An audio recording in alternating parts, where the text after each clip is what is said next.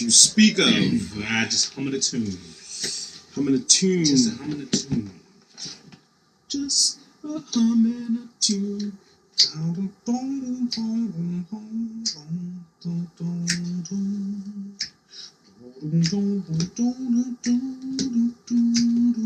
think we're all set. We're ready to go.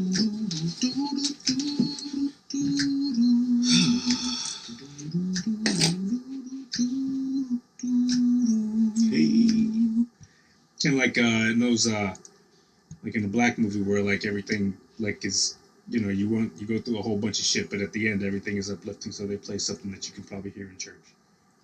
There's something in there. We gonna be alright. Kind of, yeah. We gonna be alright. Yeah. This does seem to work for folk. Good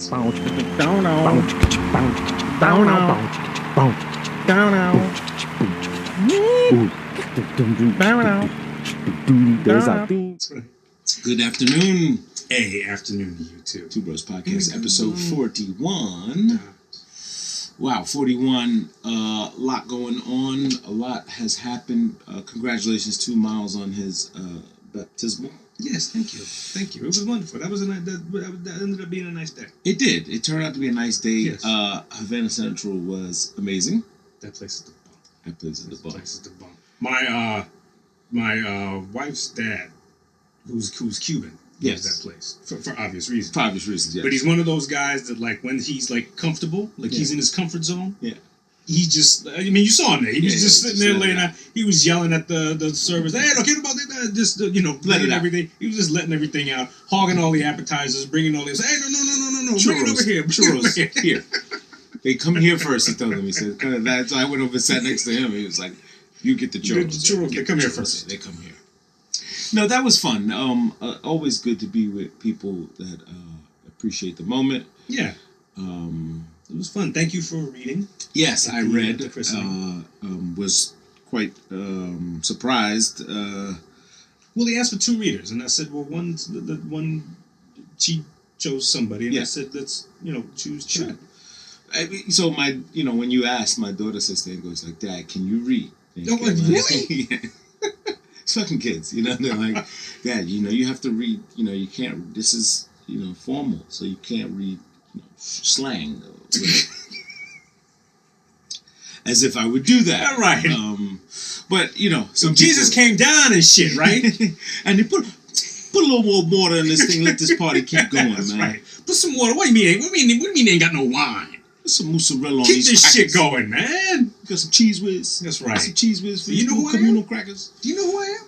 Yes. I'm the son of God. Keep the motherfucking party going. Keep the party rolling.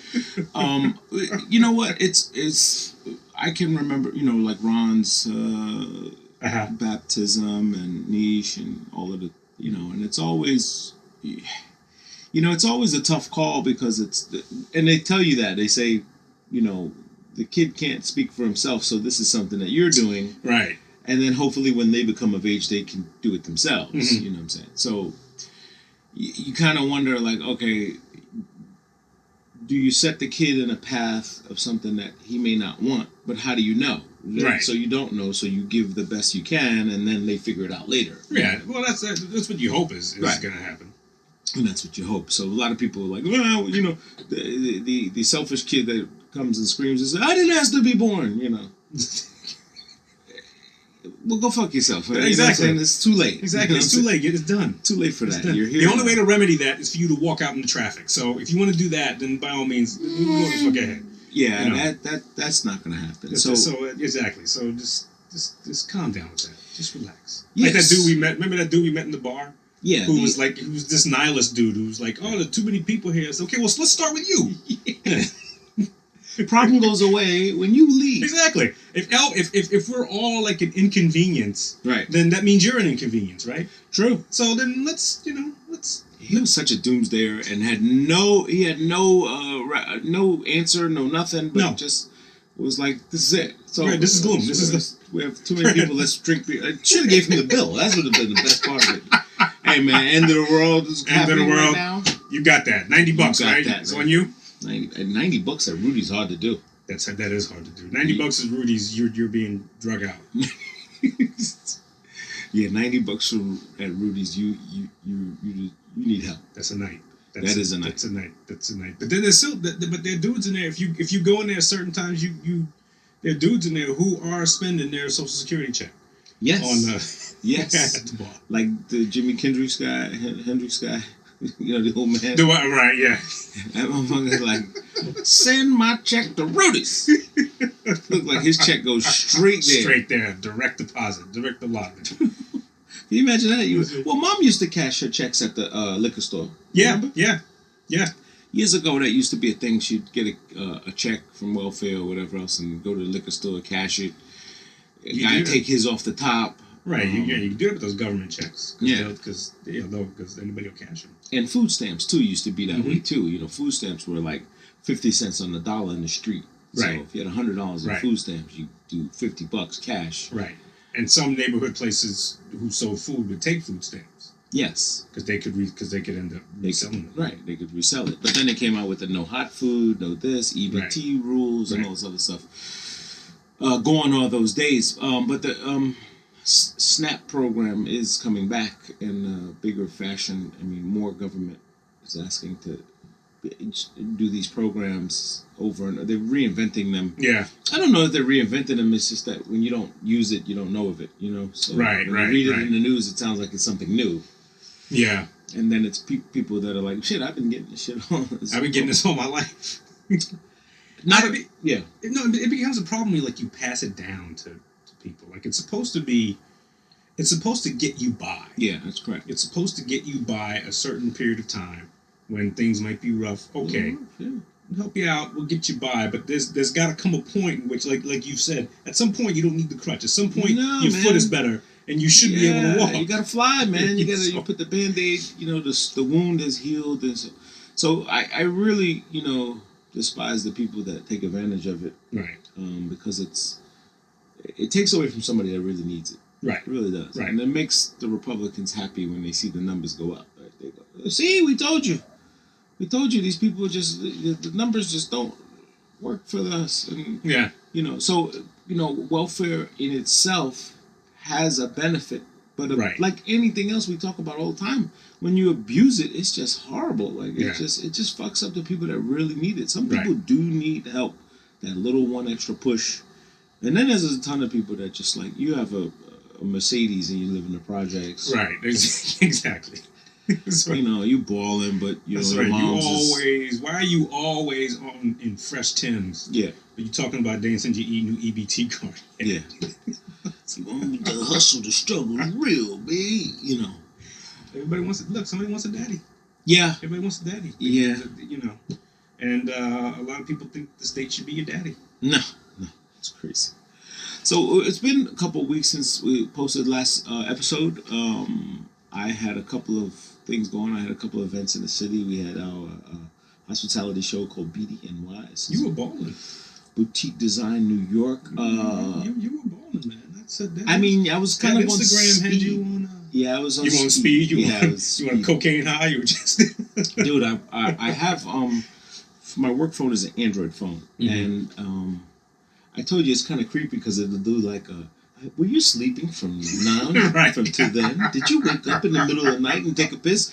I'm like, hey man, but mind your fucking business. But I leave it on because I'm curious to see how accurate it is, and I think this is the draw, right? The draw is like, wait, all right, I got past that somebody's watching and monitoring me, but how are you doing this? Like how? Right.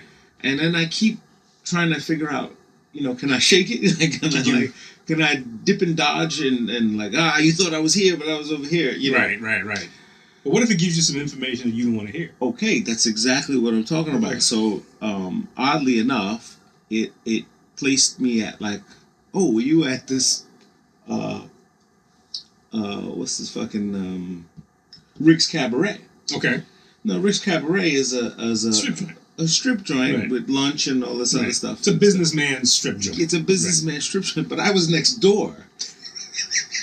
So I was next door at the falafel spot. And it was like, how was Rick's Cabaret? Did you enjoy the... I'm like, wait, no, I wasn't there. I wasn't. I swear I wasn't. I swear I wasn't. Especially being good, getting the goddamn falafel. Right, exactly. So it was pretty weird. That really freaked me out. But then on a good note, I mean, I did like almost like 12 miles walking. You know, like it was insane. I mean, like literally, it showed me my route where I went. I went to this party, that party, then I went here, and it was actually good to go back and look at it and go, wow. Damn, you covered a lot. My feet were on fire. It was I can imagine. But I knew ahead of time, and I wear my your comfy shoes. I wear my comfy shoes, but I put my Uggs, the inserts. Oh, your Ugg inserts.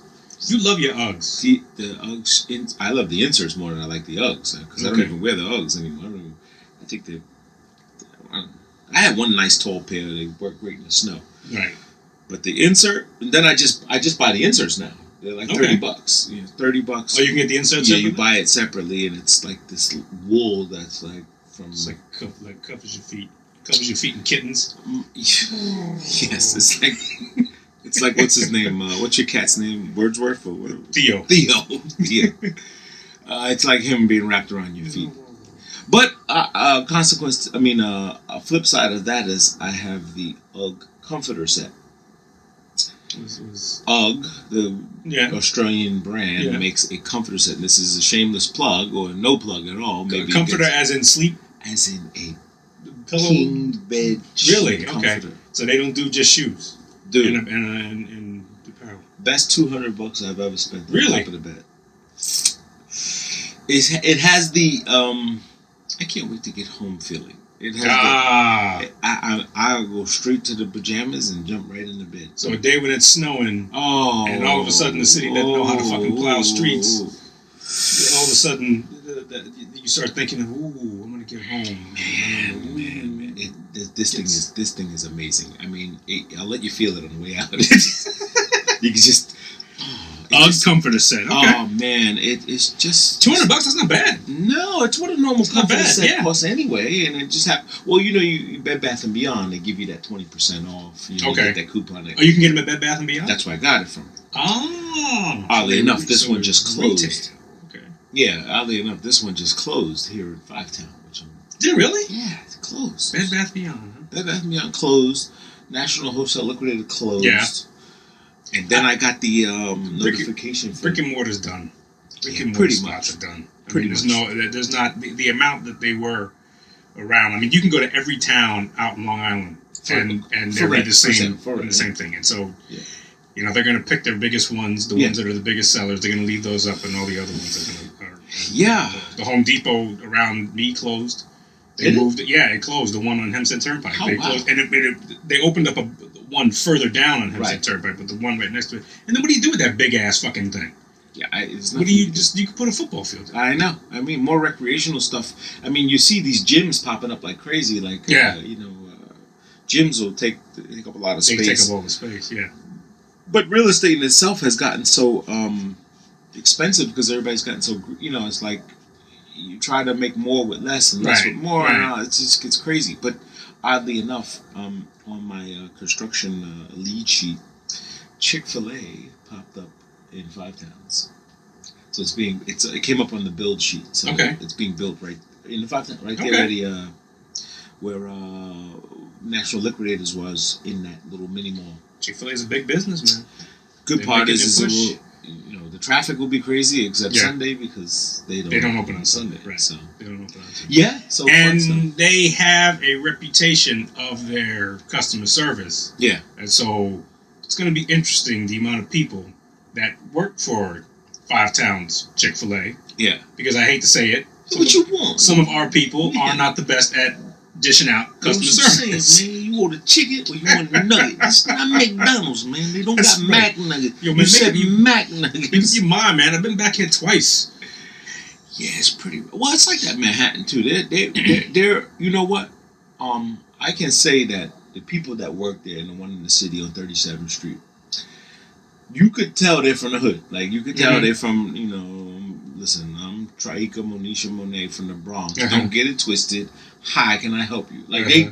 they give it 100. I will, whatever the culture is at the place, they must promote it. Okay. Because they really do they do it. They do it. Okay. And they give you that look like, don't blame me. Don't like, blame me. Just you do your part, I'll do my part.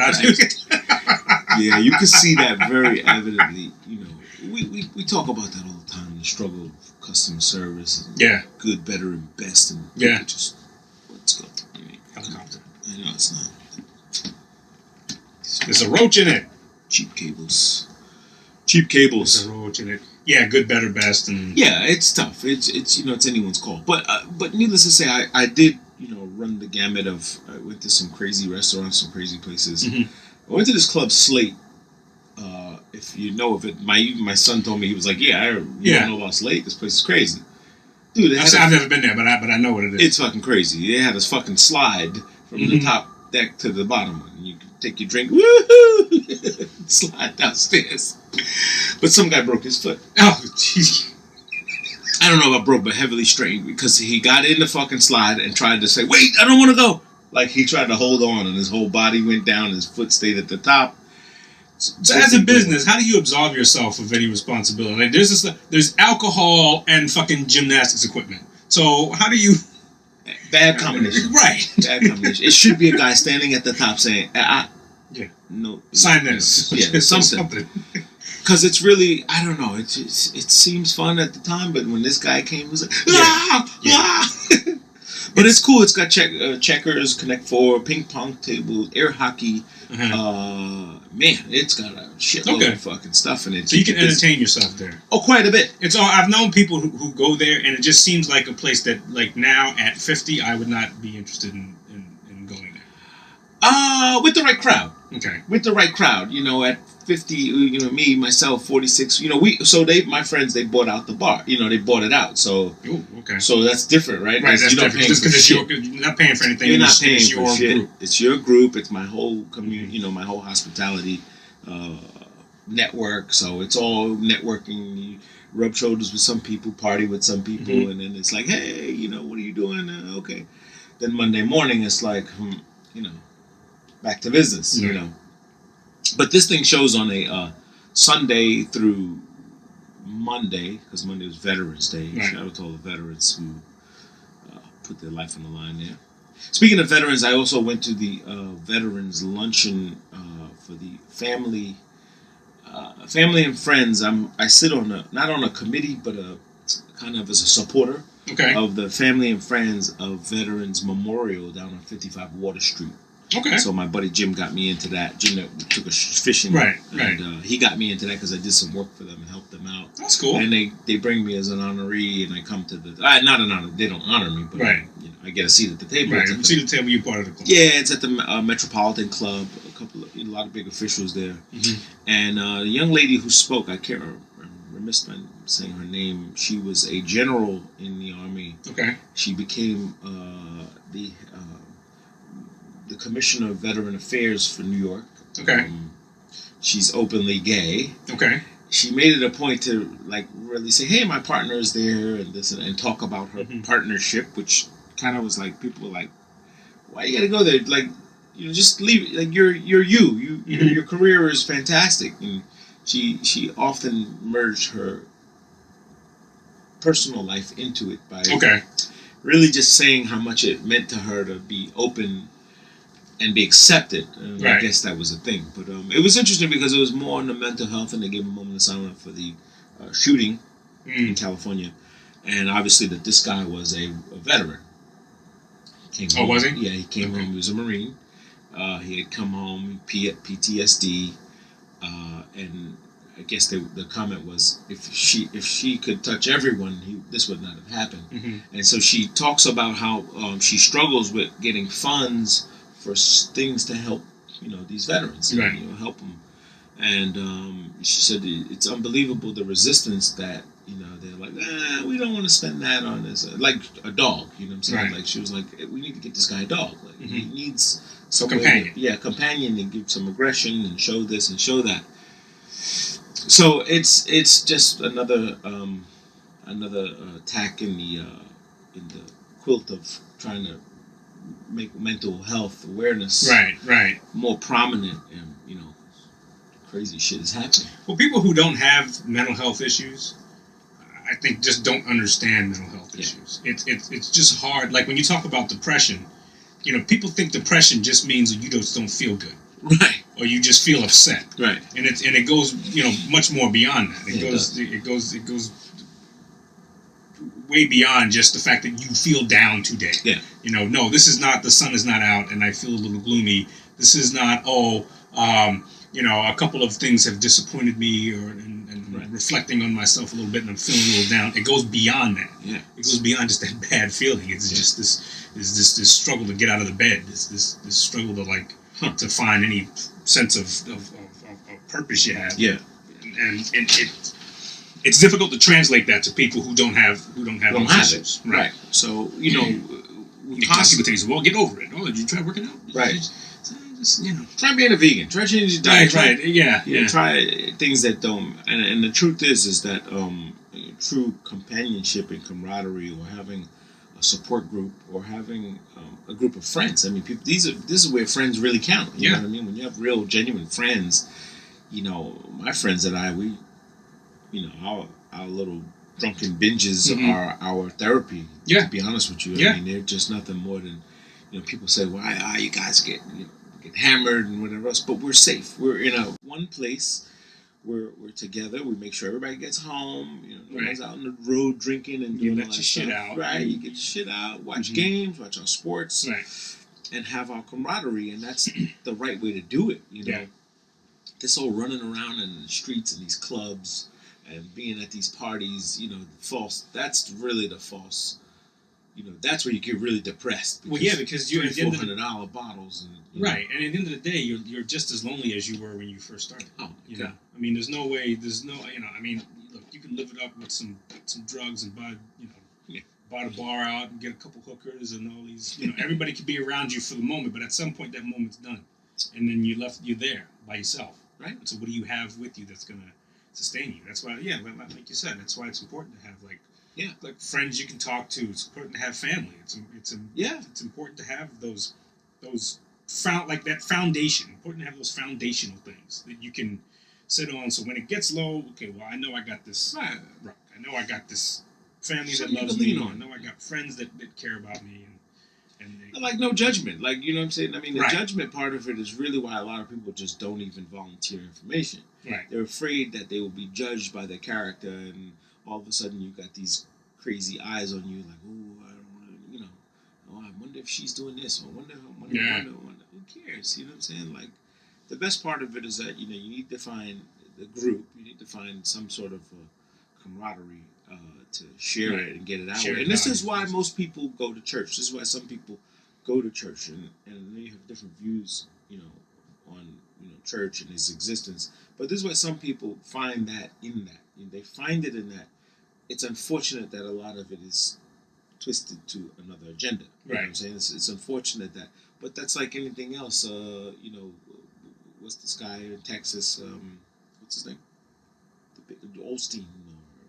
Joel Osteen. I'm sure he means well. Yeah. But he gets paid. You know what I'm saying? He gets paid a hell of a lot of money. A lot of money, yes. Dude, they do his thing like Ticketmaster. Like you can get online tickets. You have to. It's an arena. It's the old Houston Rockets. And I think you have to get like parking passes. Yes, too. It's an event. Yes, it's popcorn. Yeah, it's going to the game. It's going to the game. Right. It is. It is. I saw it around the Houston flooding time, and they were like, "Open this place up. We need help." And he was like, "I'm not even there. Like, right. Help you do what? This is not a facility. It's not set up like that. It's Yeah. set up. What are you gonna do? Sit here and watch the stage? You know what I mean? There's no beds here. There's no services. There's no help. Right. And I get it. They wanted him to open the doors, but at the end of the day, it wasn't serviceable. You know? Well, it would have been, but I agree with you. I church is supposed to be that. Church is supposed to be communal. It's supposed to be a communal meeting place, and it's where historically, especially for Black Americans, it's where you went to get your information. It's where you went to, if you had an issue with, so-and-so neighbor who's building a fence and stuff like that. Church was actually the place where you went to to have somebody say, "Hey, take a look at this." It was more than just a place where you found your salvation and you got the word of God. It was a place that actually looked after the community. Absolutely. And said that, hey, we could use some help. So and so over there is having trouble with her child. She could really use somebody to come over and maybe make a dinner one night or something like that. Yeah. That was where you got us, where people assembled to vote from there. Yes. People would assemble to vote and make arrangements for everybody else. Well, who's going to vote? I'm going to vote on Thursday. Okay, well, I'll take you and so, but I need you to make sure that my kids are okay. And you did all that. Mm-hmm. And so the communal aspect of it is fantastic. Good. I'm just not big on the, God's going to give somebody cancer person. Yeah. Or take it away. Or take it away. Yeah. Or take away your cancer. Yeah. You ever see that? There was this thing going around where somebody, like people on social media, would say that they have a particular issue.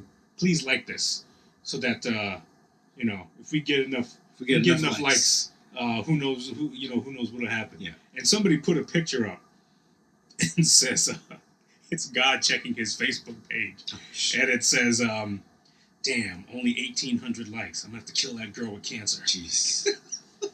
Jeez. It's hard. And it's just, and I laugh at it because it's ridiculous to think that is what the result is going to be. Yeah. Yes, I understand. You sort of surrender something to a higher entity, and you hope that the best thing can result of that. I get it. I understand. Yeah. That. But if you believe in that, then you also have to believe that if that higher entity is going to give you a blessing, that higher entity, if you give it up to it, might have other ideas. Right. And those that might not be in your favor. Right.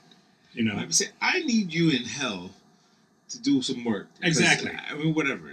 You're right. And it's never... I need you dead, so I need to get you out of the way. Right. Because you know what? Your son is the one that needs to come forward. Yeah. But you're in the way. Yeah. Because you're an idiot and you keep drinking too damn much. Right. And so let's get rid of you, and then your son will be better off. Right, without you. And he has to grieve past you. He may see that far down the future, or that entity. But but if you give that up to a higher entity, you have to understand that sometimes these things don't work out in your favor. Correct. That's where the term "it is what it is" comes from. Right. It's just it's kind of going to happen one way or another way. And if you believe that you have the free will to make things happen, and that may be the difference of people that are just waiting for things to happen, and people that make things happen. Because if you riff, what I'm saying, if you riff the current, you're changing things. Mm-hmm. You know what I'm saying? If you just sit idly, watch, you peek, you look, you're not really changing any. You're not contributing to the current of. There's this guy that I've been starting to watch a little bit. His name is, I can't remember his name, Patrick Bet-David. Ooh. He has this something called Valuetainment. I've seen this. Okay. He's an Iranian guy. Yes. Yeah. And he said something I thought was kind of interesting. He said, look, if things are the same, if things have been the same for you for a certain period of time. But this is the guy that interviewed Alex Jones. Same guy. Yeah, he's interviewed several people. Yeah.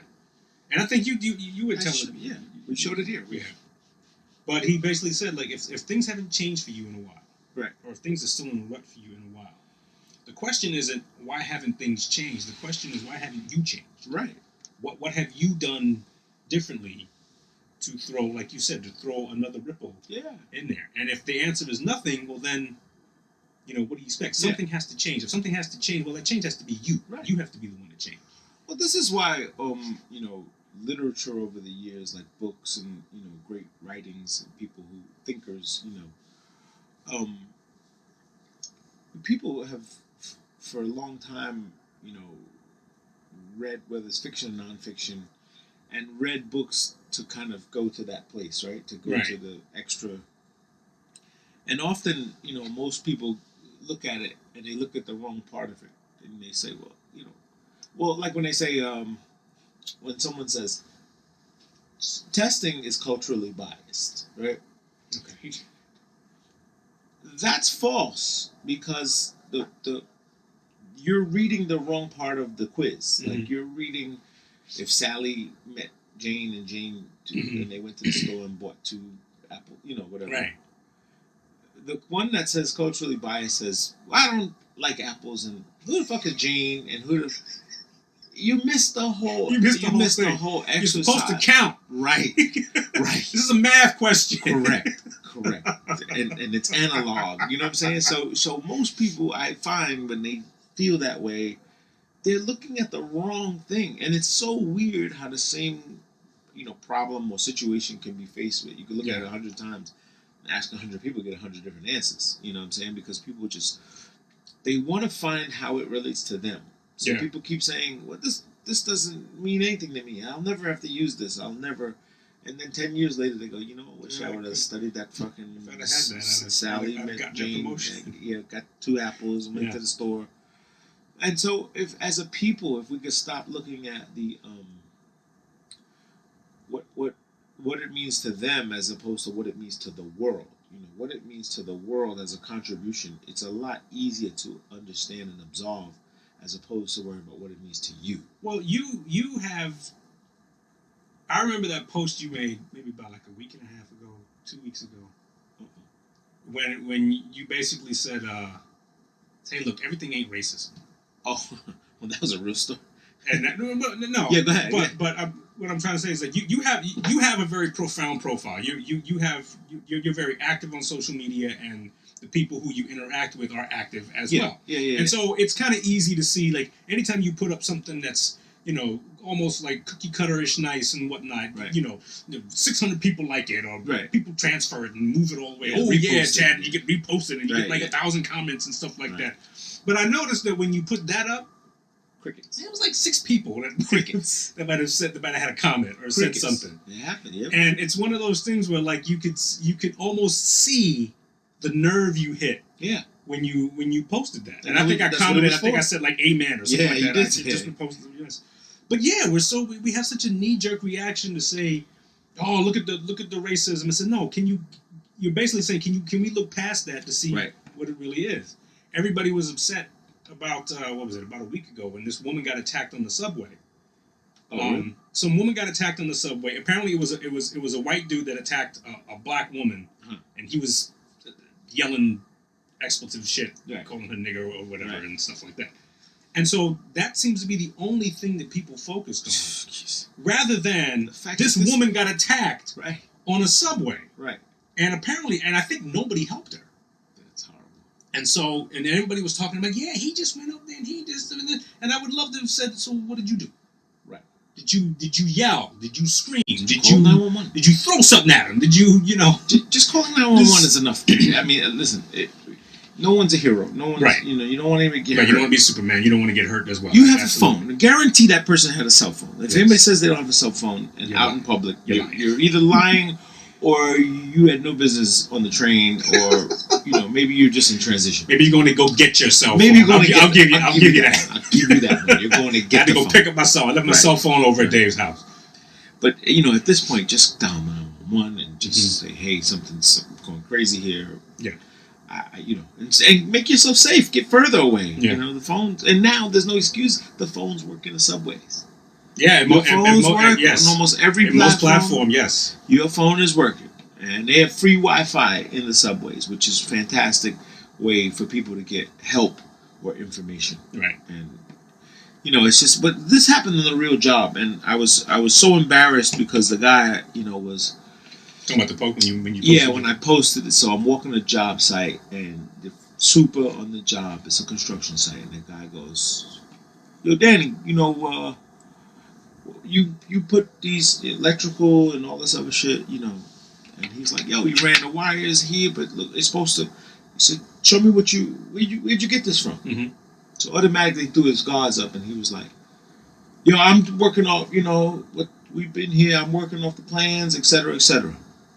He says, "Okay, I'm saying, but from what I'm looking at, this is wrong." Right. He's every time y'all just trying to find ways to make it wrong, this and that, blah blah blah. So he's getting all hyped up and he's huffing and puffing. And he's like, like, great, fuck it, like, instead of just saying, "Oh, really? I'm, what did you?" And the guy was very. Listen, these are union guys. Number one, they're a brotherhood, so they don't even see the color. The only way they see the color is when you act like that. When you act like that, now you just became black. You just became a nigga. You just niggerized yourself. You black. Black was cool, but now when you do the nigga shit, and he started, it's just what he did. Right. So he goes, yo, B, I'm trying to tell you, know what I'm saying? He started doing it real hard, and I just happened to, I'm in a suit and tie walking through there.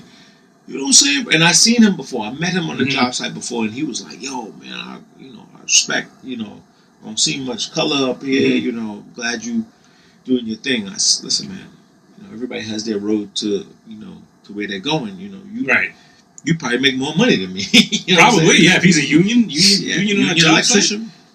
So then he goes into the, he says, just show me what you're working from. You know what I'm saying? And he pulls the plans over, and the corridor was the same. It was everything, but he's on the wrong floor. So he's doing the floor now. The 5th floor has a setback, and everything changes. It shifts over. Flip one page over, man. He was like, "Well, who put it on this page? Like who opened the book? Because it's wrong. Right. I can't be wrong. Right." So he was saying that they put it. They tried to sabotage him. They put the page on the wrong page specifically, so he fucked it up. And I was like, dude, why did you just, you're supposed to check. This is what they teach you in trade school. Right. Like, yo, check your plans, measure twice, cut once. You know what I'm saying?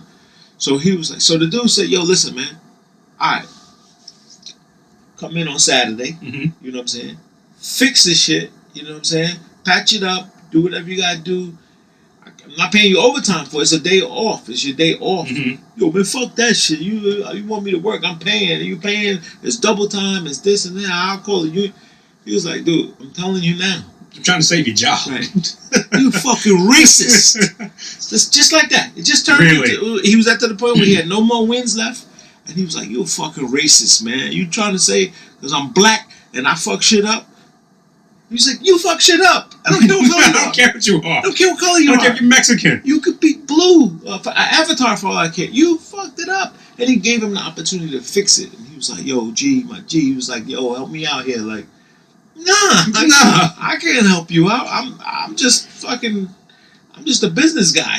I'm not the guy the foreman and running the job and doing all this stuff. So he was like, see what I'm saying, B? See what I'm saying? It's that bullshit. It's that racist shit. It's that, it was a black man trying to get his, and I'm like, bro, you fucked up. I pulled him to the side. I was like, V, he's giving you a way to fix this. Just come, do what you got to do. Fix this and save your job. And save it and keep working the next job. Right.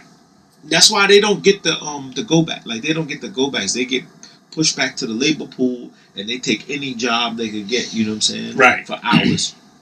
So they get the hours they want. Meanwhile, the other boys, they work with their crew. So when you say, not so much a racist, but his friend Fred and Joe and Jim, he knows how they work. They all got each other's back. They get the job done. They do their liquid lunch, and they do the train ride home and get pissy and shit, just like everybody else. But they get the job done. Right. And they don't cry about it, and they don't bicker about it. They don't go, this motherfucker here got to go after work. They told him before, yo, you can't, it's a hotel, right? So he go into a guest room. He got his bag. He come out. He got to be fresh. He put his clothes on. He's wiping off his shit. Got his polo shit on, and and I'm like, dude, it's a construction site. Like, yo, B, I gotta, so I stay fresh. You know what I'm saying? Yo. I'm like, man, like what? Just go to work, man. Just do what you gotta do. But the fact that he just threw out the race finger pissed me off, and I was like, see, he just cried. He was wrong. Yeah, he was wrong. Well, it's not from what you explained it. Yeah, he was wrong. I looked at it myself, and I'm there. I'm not even there for the punch. I just, usually punchless guys come in and look and make sure. I just happen to be coming along as somebody else looking at the building, and it was just like, dude, oh shit. So they can't wait to see your boy. There's your boy. There's your boy. There's your boy. I don't fucking know him. I didn't bring him here. I'm not a spokesperson. I didn't see him at the meeting.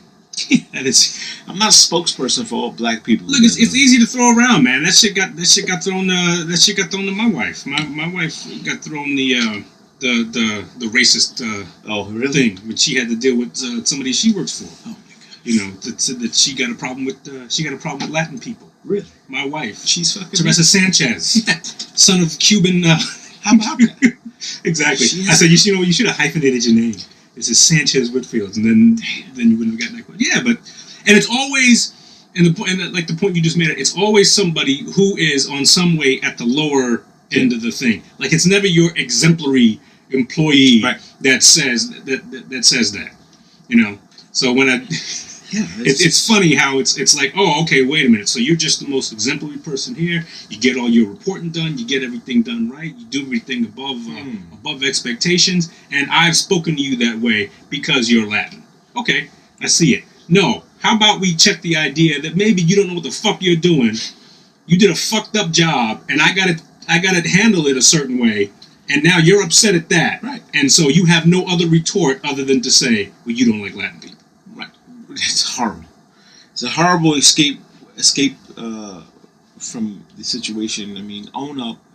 You did something wrong. Own up. That's how you grow from that. That's how you grow. You learn. You know. Especially if you're fortunate enough to have a supervisor like this guy was. The job super was giving him an out. Yes. He said, "Look, man, you come Saturday. You come. You bust this down. You can finish this whole thing. You know, bust it down, and we're washed. Our hands are cleaner." You said all the supplies is downstairs. You could repaint the, fill in the holes with the sheetrock, blah, blah, blah, change the conduits, move it before we close up the wall and do that. Because the ramifications were deadly. Like, you put the outlets in the wrong spot. Well, then you'd end up, then you would end up closing it with it done wrong, and then you'd end up having to open it back up again. Do it again. There's a change order, and then the client's like, what the fuck? You told me it was cost $10,000 a room, now it's $18,000. You know what I mean? It's just nuts. So, it's definitely... disappointing when that happens, and when people just use that. I mean, there's times when save it. And what I mean is the same as like the welfare. Save it for the real racists. Save it for the real times. Because right now we can't tell. Right. We can't tell. We can't tell. If you're crying racism all the damn time, then when the real racists are just sitting up there just hiding. Right. Just man.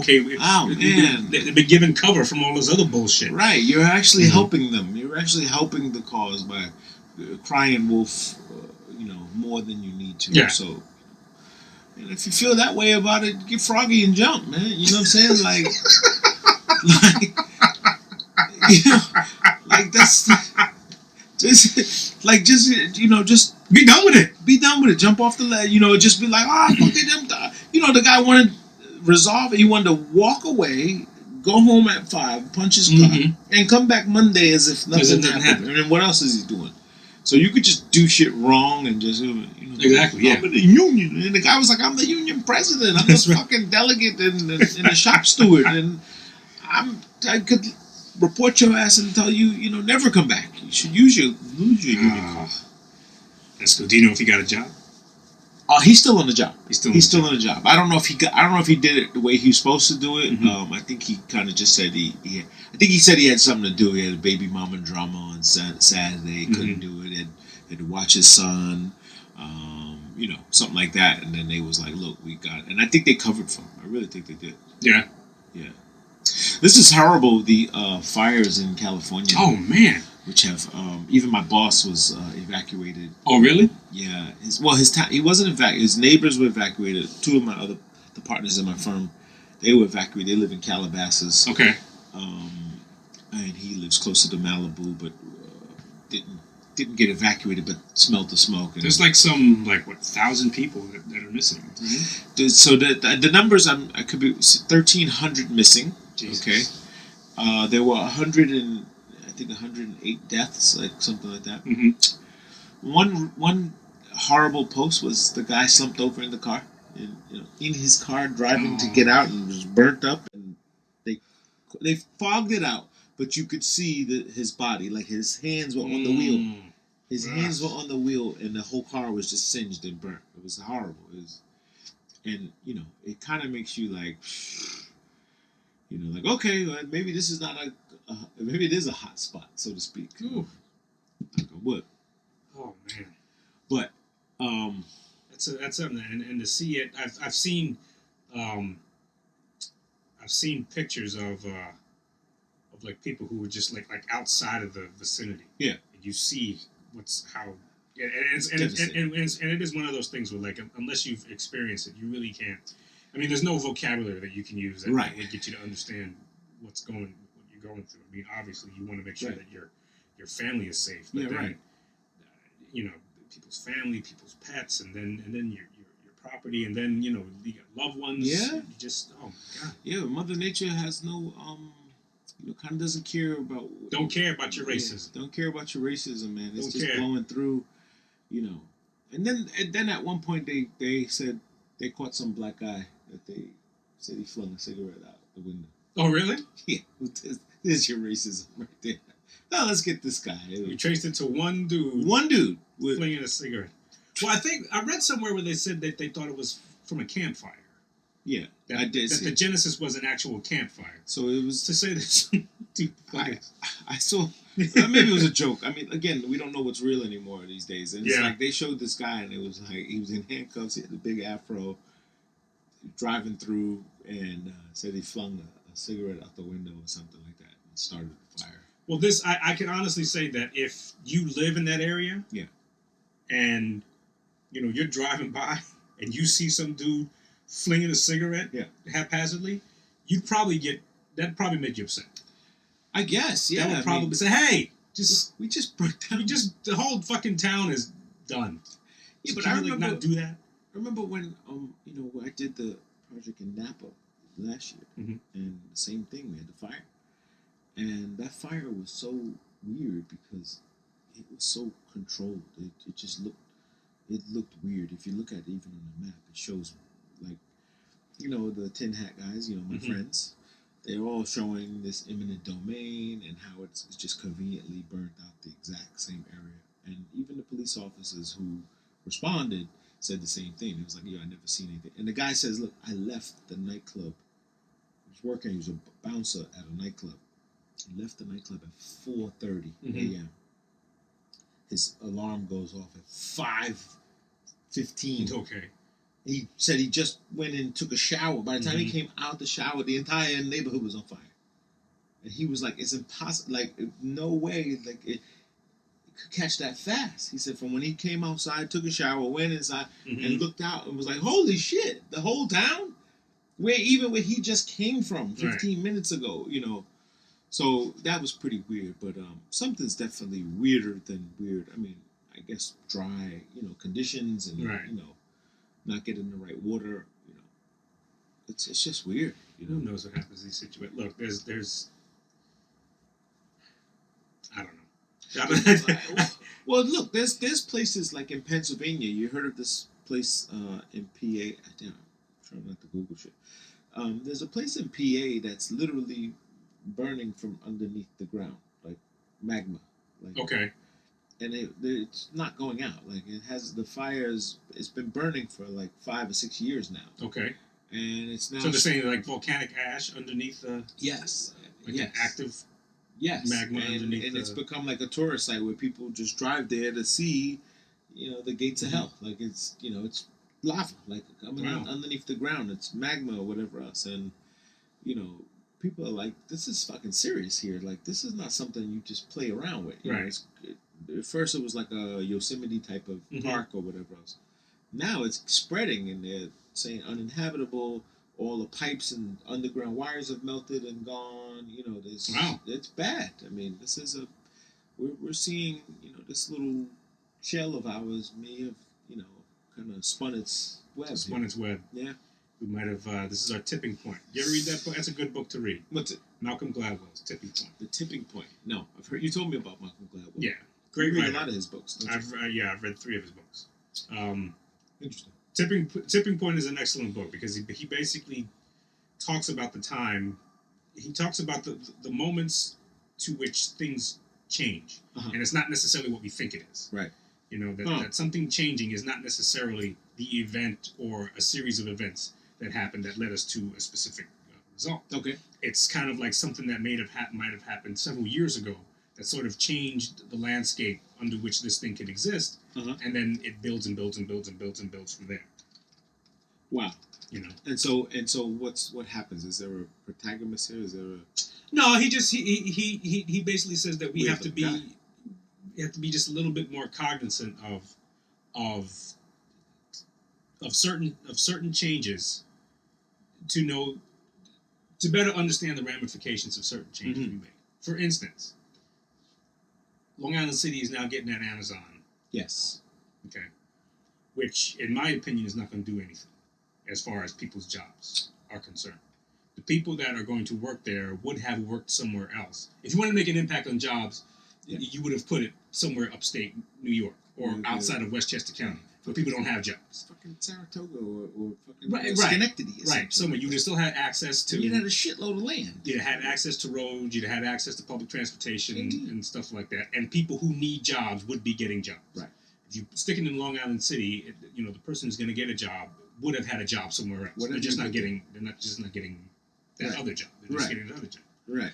But now, you're going to add, let's say, 15,000 people to an already stressed out public transportation system and infrastructure that we keep building and building and building, but we're not water pipes aren't getting better. No. Air quality isn't getting better. No. Roads aren't getting better. Right. But we're just going to add more people on. We're going to give Amazon. Well, you take that away. You said those people are not new people. You can't add that in and after I've said that statement. You just said the 15. These people are still the same people, so you're not adding them. No, I didn't say no. What I'm talking about, what's happening in Long Island City. No, I know. In Long Island City, you're still gonna be bringing people in, right? People from Queens, Manhattan, right? Who are still going to be coming in to work at this particular. But you said if they weren't there, they'd be working somewhere else. Yeah. Yeah. So they're not adding. They're the same people. They're just going to a different destination. But the building itself still has to have its infrastructure taken care of. Yeah, but it already had that. And the transportation already has to have whatever it was before. So Fresh Direct is the equivalent of the amount of traffic that Amazon's gonna. Fresh Direct was pretty fucking big. That building was pretty big, and before that it was the Coca-Cola or Pepsi place, or Pepsi plant, and Pepsi or something like that. Yeah, so it's huge. So you don't think it's going to be an infrastructure change? No, I mean, kind of what you just said. That the change is not what we think it is. It's minuscule. It's adaptation is just normal. We bitch about it in the morning. There's traffic. Just like the Green Acres Commons they put here, right? They put all these stores and mall. Everyone that lived here, it's gonna make it crazy. It's the same. The traffic is the same. It takes you the same amount of time. It is traffic. Don't get me wrong. Right. But now there's more choices. Now there's people going to Sonic, which you never had before. You have BJ's, restaurant and things. There's more things for people to spend their money on. Right. We know retail and consumers. If you build it, they come. It's just a fact. I mean, it's just if it's in your neighborhood and the neighborhood has income, they'll come. They'll spend their money there, and just Right. But I don't think it will change much of how you said it. I do think it will have an impact at some point. I think it would have had a better impact Sorry, my nose is tickled. I think it would have had a better impact if you said what you said earlier. If it was upstate somewhere, if you put it further upstate, outside of Westchester. Yeah, that's a little bit more, kind of impoverished. I mean, you go just Poughkeepsie. You go up just that far. There's no jobs. There's nobody. These people are driving they're coming all the way down into Manhattan to work. I mean, that should have been where it should have been, up in that side of the town where all these people that are commuting can go, you know what, this is great. I don't have to go an hour and 40 minutes to go to work. And then they can take care of their families better. They're closer to it. Even if the job is less paying, time is the convenience of it would be it's unaffordable, man. I mean, when I used to take the tape, I used to take the express bus, to Manhattan, and it'd take 2 hours going and coming. And I added it up, it's 5 days a week.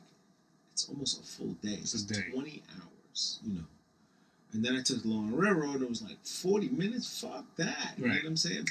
A little bit more, cost more. But what was that extra hour a day worth for me? 2 hours a day, really. It was great because I got more things done. I was able to get home in time. And so there is a value. It speaks a lot of volume to what the effect of it will be, what it will have. But I think you're right, man. And I think the change is what this guy is saying is that it has minimal effect on the outside, but huge on the inside. Yeah. So, Yeah. The macro is going to be huge. yeah. The express bus is it's one of the most depressing moments I've ever had in my life. When I had to take the express bus. It's long. Yeah. It's you're at the behest of, like, I think if you're taking public transportation, to take public transportation but to still be at the behest of traffic is kind of counterintuitive to me. It's because you might as well be in your own damn car then. Just no bathroom either. Right. No just bathroom. to be in a bus, and thank goodness, when I took the express bus, this is when my homie Peanut, Sup Nut, was in the hospital. Yes. And so I said, okay, I'll take the express bus from where I am, and it puts me off in that area in around Long Island Jewish. Yeah. Okay. Okay. So it puts me off there. It's okay. So I can work that out. Got on the express bus, and it was like a maddening thing. It was like Chinese water torture, And thank God I got a seat. Yeah. If I didn't have a seat, yours was that packed. Though. Yeah. If I didn't have a seat and had to stand for being close to 2 hours, I can't account for the type of person I would have been when I got off that goddamn. Well, it's funny because the X63, I used to take the X63 to to Rosedale, and he would not let anyone on the bus if there was no more seats. Oh, really? Yeah, he was just said, "This is not a standing bus. This is a commuter bus." Right.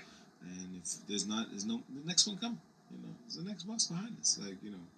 So he would not take unless it was a storm or something like that, like the snow and things were tough and rough, and he says, "Hey, it's a different time." But he would not take people. This express bus I was on had half of the bus was packed, and wow, a bunch of people standing. Yeah, it's crazy. Yeah, but that's commuting is not for the faint of heart. It is. No. It's a different animal. It's a commitment. Mm-hmm. It is a true commitment, and it's weird how I have some people that live like in the Poconos, or they live deep Jersey, deep Jersey, like Philly, north, some that way, north and south, and I'm like, that's where the jobs are. But yet these guys are like the first guys, like 3 o'clock, they're ready to go home. You know what I'm saying? Because they got to go up to the mountains. Right. I'm like, dude, Yeah, that half hour is a huge difference. That's a huge difference. I the day it snowed, I had a lunch with a client, and it kind of got long, and it was like, okay, here the snow's coming, it's coming, it's coming. And they were like, you going back to the office? I was like, nope. I was at Frankie and Johnny Steakhouse. So it was, still a classic place to go. That's by Penn, right? 37 between 50 and 6. Okay. Yeah. All right. It's the original one with Frankie and Johnny, the Al Pacino. Right, where they filmed that at. And there's another one of 46, I think it is. Great steakhouse. It's just classic. Oysters and all that other shit. But I said, you know what, fuck it, I'm just going for it. I'm headed for the train station. Might as well. You on 37th? I was at 37th and 5th. I said, fuck it, I'm going right to the train station instead of walking back to 40th. And glad I did, because everybody that I ride the train with afterward was like texting like, yo man, fucking train fucking suck. Are you on this motherfucker? Nope. I left early and they were like, man, fuck you. It was a whole big thing. It was a big thing, and then I think that day they had a switch problem. And every time it either rains heavy or snows, all of a sudden we become a third world country. Yeah. With this damn train system. It's super. Like, it takes nothing for it to just like get fucked up. And then all of a sudden it's fucked up. It's amazing, the best city in the world, and I don't like everybody points at de Blasio, because they don't like him. You know what I mean? It's kind of the same effect that everybody has with most politicians these days. Once you don't like the guy, you don't like anything. Don't like anything that happens. Right. So it's these sandwiches are now $6. I fuck de Blasio. Right. and of all, okay. I'd love to see these complainers be in that position, to have to go through the bureaucracy and the red tape. Yeah. To put salt trucks out, to put, to do the stuff, to get it done and do it. There's not much you could do about capacity. Like when it comes down that hard and fast, there's very little that you could do other than what they tell you to do is get the fuck off the roads. Like go, go if you're non-essential work, And this is like you said earlier, brick and mortar is kind of dead. Most companies are realizing like, yo, dude, snow day, stay off the. You don't have to come into the city. We have no appointments booked. We don't have this. You can do all this shit from home. Yeah. That's the way to make it more efficient. I mean, it save a shitload on transportation and clutter and all this other stuff. I mean, I literally go into the city. Out of 3 of the 5, 2 of those days, I could stay home.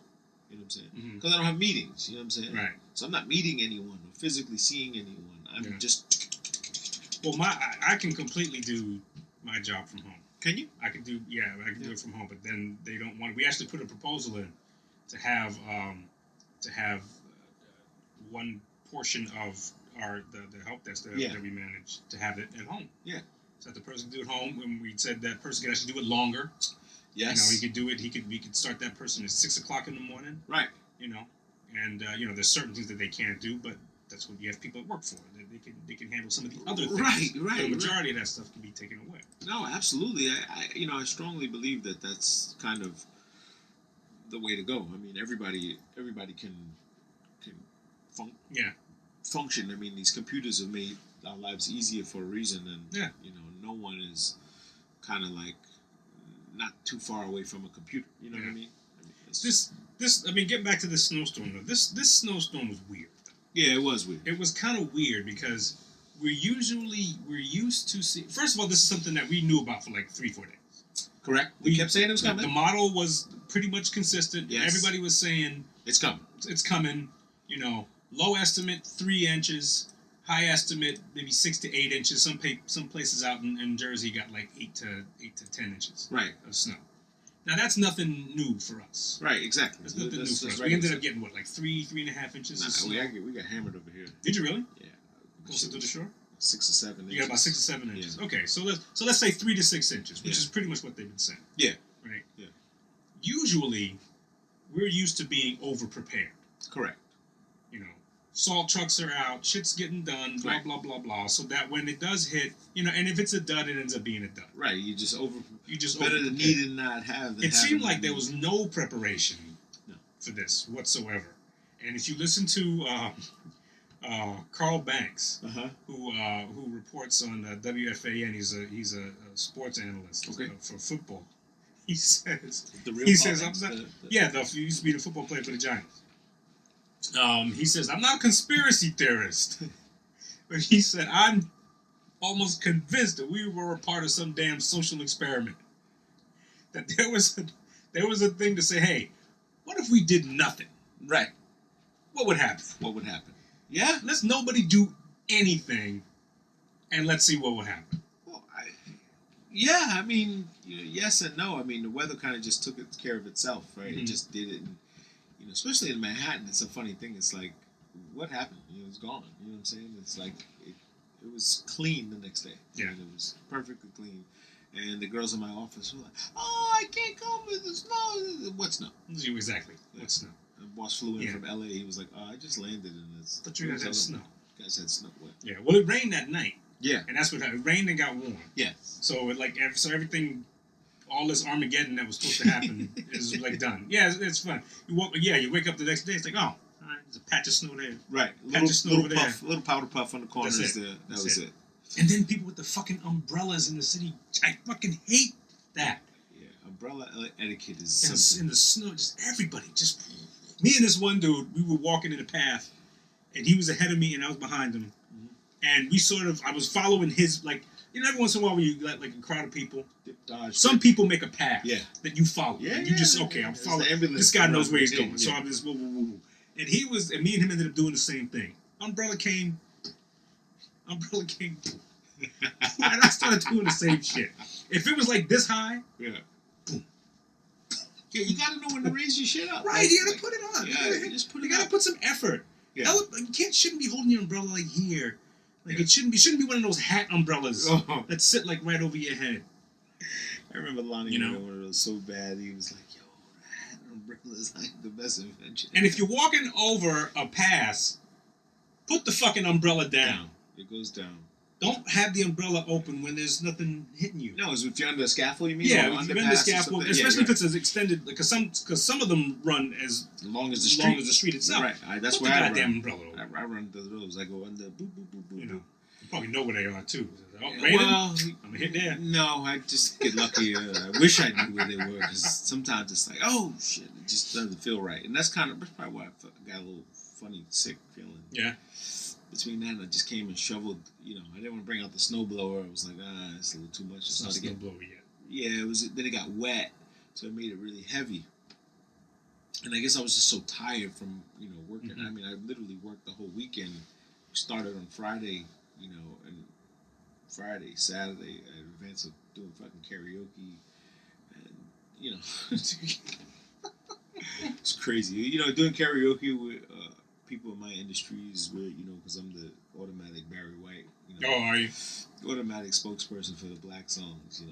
Oh, let's do the Michael Jackson songs. They're Michael Jackson. You know Biggie? Yeah. So the guy was like, "Come on, man, we gotta do Barry White." I said, "Listen, I got Lou Rawls. That's it. You'll never find another love like I heard Lou mine." Rawls today in the gym when I went to the gym, and it fucked up my lift. Really? There, lifting. I'm about to do some deadlifting. Mm-hmm. Get some heavy weight on. Oh shit! In the room next to where we have is a cycling studio, so he's playing music and stuff like that. All of a sudden, I'm getting ready. I've got my my position. All of a sudden, I hear that Lou Rawls song, doom doom doom, and it just fucked me up. It was like, no! I just stopped it. I wasn't expecting to hear that. Oh man, Kwame's on. I wasn't expecting to hear like a Lou Rawls song in a damn cycling studio. Yeah, I know, it's crazy, right? You get all of these. You'll never find. Hey, that's hard to work out. That's why I guess people wear their iPods and pads, and stuff like that in the personal. I'm not a fan of the "Hey, I'm working out at the gym." Set my. You don't like that? No. You don't like that? I'm doing 2 sets. It's okay. Listen, it's okay if you do it with purpose. Like if you're doing it and saying, like if you're motivating people to do it. You know what I'm saying? Not if you just posting it to show you working out and you're quiet and you're not saying anything or you're not commenting. If you're not, you're just doing it to do it, or you're doing it at the gym and you're just looking around and you're not working out. And you're not doing anything. You're looking at other people. That's not cool. You know what I'm saying? But if you're gonna go in there and say, "Hey guys, trying to get motivated," because that in itself is like a support group. That becomes even though it's digital and it's a little shallow, it still gives you a little bit of support when people kind of say, "Go for it, man! Go for it." As hollow as it is, it's still a vote of encouragement. It is, it can be. It's still a vote of encouragement, and it just comes so few and far beyond that. Like the likes and all that other stuff is people go nuts over. Yeah, this is guy I've been. There's this. I shouldn't say I follow him, but there's this guy. He's got an online profile. His name is Mike Rashid. Mike Rashid. Yeah. Shout out Mike Rashid. And he's a trainer, and he's got his own. He got his own apparel line and got his own nutritional line and stuff like that. And so, and one of the things he took on was he's helping this dude who wants to lose 100 pounds. Oh. So every week they'll do something where they go through a workout. This guy I think his name's Mike White. Okay. And it's kind of cool. It's kind of cool watching this dude drop. He's down from like 320 to like 270. Oh wow. So it is motivating. I know. You hit him up. I'm like a friend on Instagram and whatnot. And every once in a while, no, it's not. It's nothing Mike Rashid. No. Yeah, it's. Listen, but it is. It's nice. And he made his comment. It was kind of funny. It was when the trainer Mike Rashid was telling him, the guy was working through a cramp, and the guy said, "Come on, let's get through it. Cramp ain't never killed nobody." And the dude, Mike White, said, "Yeah, but cramp ain't never helped nobody either." It's just true, man. Yo. And I quickly wrote to him on his Instagram page. I said, "Yo, Mike, that's a T-shirt. That's a goddamn T-shirt." It ain't never hurt. It ain't never helped either. We had a couple of fitness people that come through with their lines and stuff. And I'm like, One guy had one like, train now, cry later, or something like that. We had a couple, and then they get all excited. I guess it's exciting to see your stuff printed on your own stuff. Yeah. And stuff, and they get. Then it's like, yo, can we do, panties and this and that? And I'm like, dude, you can do that. You know what I'm saying? Just come to me ready, like, right. Just come with me with ideas, like, that's the hardest part. Is people have all these great ideas. Okay, what size you want? I don't know. What size do most people wear? You want to know what size I wear? That's right. I'm not wearing it. Right. So what size do you wear? I'm not wearing these faggoty panties. Right. Faggoty panties. Oh my gosh. What does this world come to? Panties. Yeah, so other than that, man, not much else going on. Did you vote? I did vote. I had a great time voting. A great time voting? Yes. Because, well, first off, did you see my post when Larry Sharpe was at Penn Station when he was there? Yes, I did, and I actually met Larry Sharpe. Yeah. I had my phone. I didn't want to pick my phone up, too, but I met him and I talked with him and stuff. I spoke to him too. Shorter than I thought he was. A little bit. He's like, dude, I could kick your ass if I needed to. Yeah, I looked at him. I was like, all right. He had the little sneakers on and stuff. I was like, okay, you're regular. It's to be expected. Right, you're a regular dude. But I stopped to talk to him too. I just didn't want to do the phony thing. I was like, not today. But I just shook his hand. He just said, hey, love all the ideas you got. I think the title thing really scares people and it makes it very hard for people to understand what libertarian is. Yeah. What do you say? Being called the libertarian. Is it you? Wait, what just happened? You probably got your page. You probably got the page on. No, it went somewhere else. Ooh. Hold on, let's go back. Was that us? It was. Is that an older It's an thing? older episode. Ah. Wow, we missed a lot. Ooh. I guess we'll have to catch it from this feed. From your other feed? On the other feed. Uh-oh. Yeah. We're having some technical difficulties. You mean to tell me that there's not going to be no Two Bros podcast or something? Wow, we lost. What will the people say? Well, that's interesting. That's the whole damn show. Pretty much. See you next week. Thank you. Come again. Thank you for coming out. We need this. I will repay you with a strawberry squishy. Did something weird. Something weird happened. It's either way. We have the video audio from here. We just won't get this crispy. It won't be crispy. It won't be crispy. It's like Peking duck. Peking ducks. But I did vote. I voted for. Did vote for Larry Sharpe. As did I. I didn't vote for a single. As I realized, I didn't vote for a single Democrat on the ticket. Neither did I. Yeah. It was interesting, which was crazy because you start to go, you know what? Maybe we don't have this thing the way we think we have it, And I did not. I was very, independents. I went mostly independents and liberals, and just found a different way to, look at it, and none of it pinned to. Well, I was talking to some people about when they're voting and stuff like that. Yeah. And I hear a lot of people making the comment as well. I didn't think so and so would win, so I didn't give him my vote. Yeah, and I'm like, that's a horrible reason. That's kind of bullshit, to not vote for somebody, because you shouldn't. You shouldn't be hopping on a bandwagon. Right. When you vote, you should vote because you think this person is aligned with your values and what you think is important. Absolutely. That's what it should be. Yeah, absolutely. Somebody's earned your vote because the things that they're saying, these are the kind of things that you want to see either implemented, or these are new ideas, and that's what you want. Yeah. Not that, well, I don't think that person can That's horrible. win. That's it's like saying, okay, well, I'm going to be a fan of a certain team because I think this team can beat the other team. No, you're a fan of a team because you like this team. You have a history with that team. You like them, or even foremost is that when you have the this thing's screwed up. I should have played around with this more. When you have the that's like someone saying, well, I'm not getting a driver's license because I don't have a car.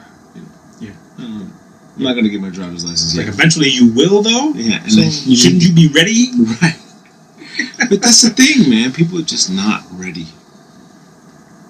You got to somehow get ready. I guess somehow you got to get ready. So get ready. You want pasta? You gotta boil some water. The first thing you gotta do is boil the damn water. This is true. And then you can have all the pasta you want. You can have all the pasta you want. But if you're not ready to boil the water, fuck. It's what anybody else do. It's always someone else's problem. Absolutely. All right, I think we're gonna get out of here. Gotta get ready for Thanksgiving. Thanksgiving is coming. I can't believe it. I know, right? She is done. She is done. This is over. We're in October. We're in the teens. This is November. November in the teens. I mean, it's like, what the heck happened? This is it. What the hell happened to the water pressure? I know. It's scary. And the snow was just a little bit of it. Reminder.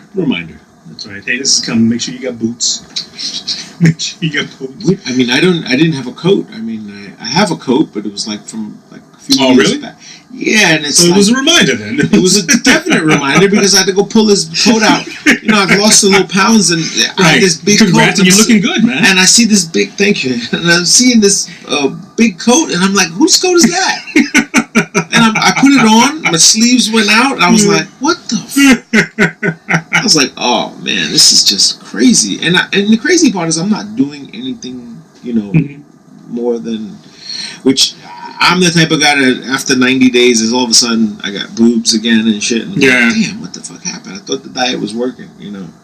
And I'm just doing smaller portions, you know, like that. It's not. I used to pile plates on. You just kept eating. No, this is good. Like even at the restaurant, I was like, I want more, but I can't fit anymore. Well, I remember when I came past you, you would just, you looked like you were ready to pass out. I was and you were like, totally dude, ready for a bed. You were like, dude, I overdid it on the apps. Right, shouldn't have ate that many apps. I should have saved more for the pulled pork. Those empanadas. Empanadas were great. Oh, man. So anyway, Two Bros Podcast, episode 41. We're signing off. Remember, winter's coming, folks. Get your boots. Get your boots, get your coats, get your hats. And keep gas in the car. And if you're like me, put a safety pin on your gloves so you don't lose them. You lose your gloves? You put a safety pin on them? I used to. Mom used to put safety pins on them. That's right, she did. All right, everybody, peace. Have a good week. Mwah! Peace.